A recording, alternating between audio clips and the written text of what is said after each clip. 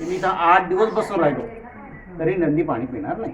हा, आता मी काय करेन, थोडा स्पर्श करेन त्याला, थोडा पाणी तिथं स्पर्श व्हायला पाहिजे. हा स्पर्श आता जाणार पाणी, पाणी खाली जाणार, पाणी खाली जा. हे बघा चाल गेलं सगळं. ते लोकांना काय वाटतंय हे सरफेस टेन्शन म्हणतात. खाली नाही पण बघा नाही, हो पाणी खाली, सगळीच ठिकाणी पाणी खालीच जात. पण लगे म्हणतात आहे मूर्ती दूध प्यायली.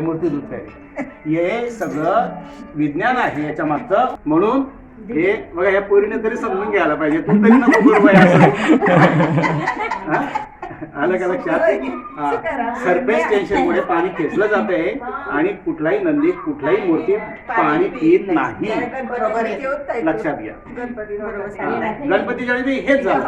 21 सप्टेंबर 1995 ला झालं. हा, आणखी तुम्हाला प्रयोग करायचा तर करू मला.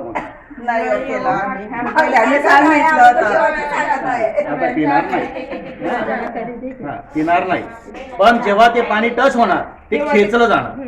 मी टच करतो. हो हे बघ, खाली जाणारच, खालीच जाणार. सगळी ठिकाणी खालीच जात आहे पाणी, सगळी ठिकाणी खाली. अनेक मंदिरांमध्ये नंदीला पाणी पाजण्याचा चमत्कार पूर्ण भारतभर घडतंय. त्याच्या मागचं शास्त्रीय कारण हे पृष्ठी ताण किंवा सरफेस टेन्शन याच्यामुळे ते पाणी खेचलं जात आहे.